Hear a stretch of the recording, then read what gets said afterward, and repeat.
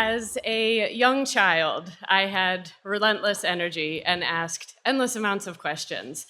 A lot of curiosity. I really ran my parents ragged. I'm an only child of two working class parents from small town Colorado.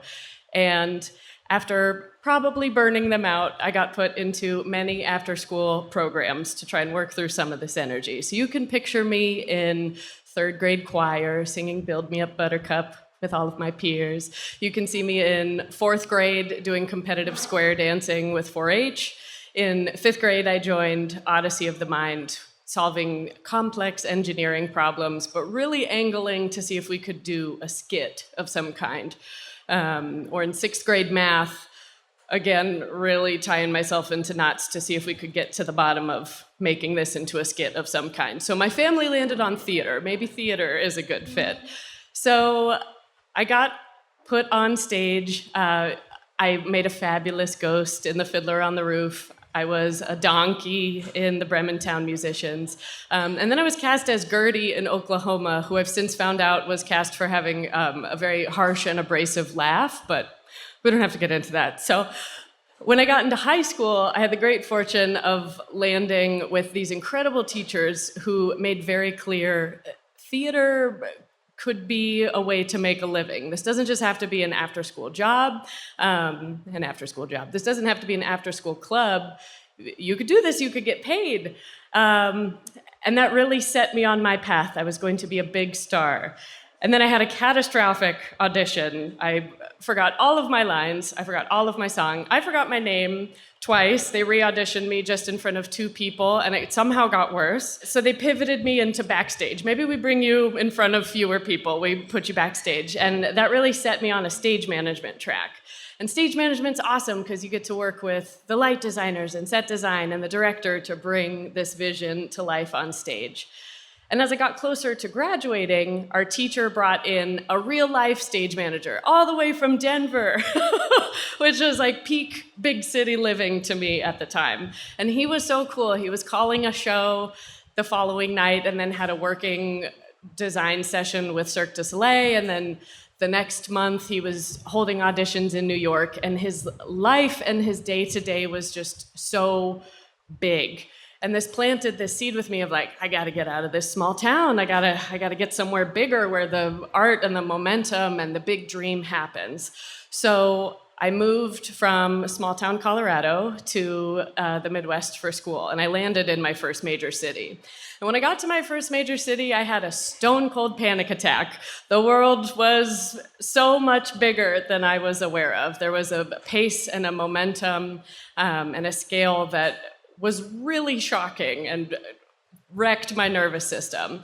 And I eventually got my feet under me and set my North Star for this big dream, and off I went. So if you'll come with me now, we're gonna travel by map like we're in Indiana Jones. And you can see me over the course of my years after graduating. I was in Milwaukee, moved to Wyoming, went back to Milwaukee, Chicago, Minnesota, San Francisco, Baltimore, back to the Midwest, just running all around. Because the thing that I didn't quite wrap my brain around with theater is that when the show closes, you don't have a job anymore. So as you can see, I'm ripping around, chasing my dream, moving to all of the big cities to try and find the work. And as I'm running around on the map, there's a little thermometer next to the map that's my finances and emotional well-being. And it's just getting increasingly in the red, just shatteringly in the red the further I go. And I particularly hit the skids when I was living in Baltimore.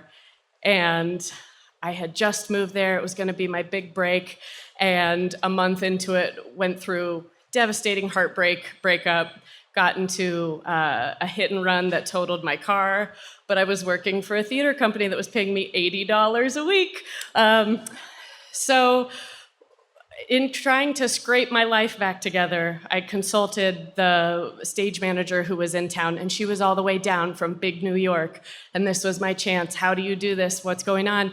And Lori, she was in her late 50s, early 60s, and she was going to be my mentor. She didn't know this, but I really set my sights on Lori. And in chatting with her, I said, what's next for you this season? What happens after we wrap the show? And she says, oh, I have one more lined up.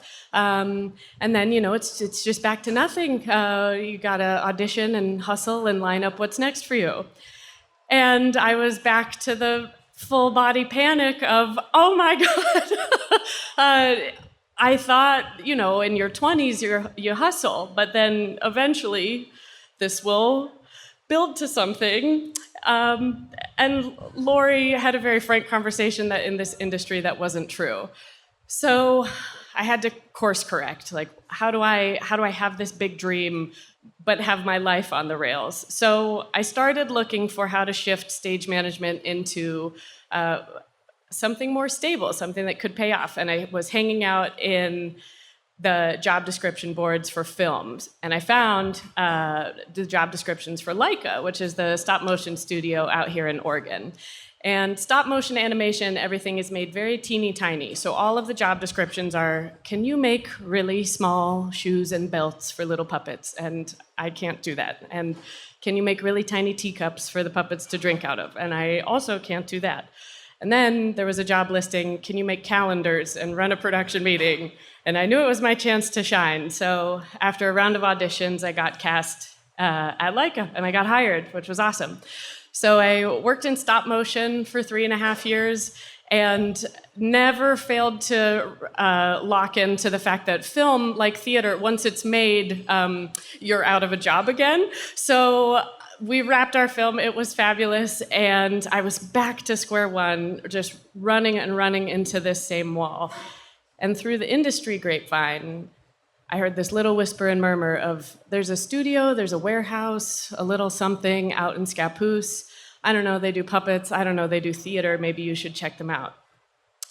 So I interviewed at Michael Curry Design and got brought in for this interview, which to this day is the most surreal fever dream I've ever had in my life. I walk into the shop floor, and Paul is painting 3 velociraptors that are going to a theme park the next day. And I've got Danny and Dieter, and they're crawling under this aquatic skirt, putting tchotchkes and things on, because there's a big show opening in Vegas.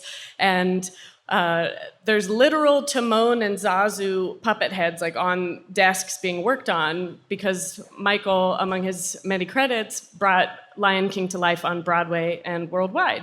So I'm seeing my childhood like blow up on these mechanics' desks and getting final coats of paint and meeting a million people, shaking a lot of hands, and we got to wrap this up because up next we have an interview with Taylor Swift's management and the Super Bowl people, so it was nice to meet you. Thank you so much. So that was humbling and really deeply surreal.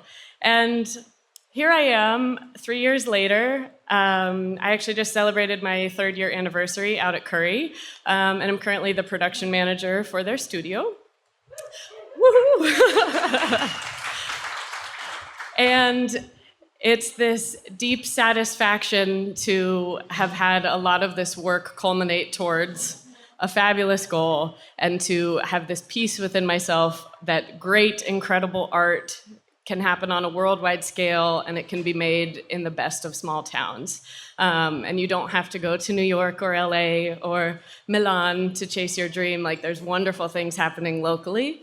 And the blessing of knowing what it takes to sacrifice yourself, your finances, your stability, and what that grind is like, and being able to apply that to supporting our team of fabulous, some of the 50 most wonderful fabricators and designers. And I find myself deeply humbled to be able to call Scappoose a home. Thank you.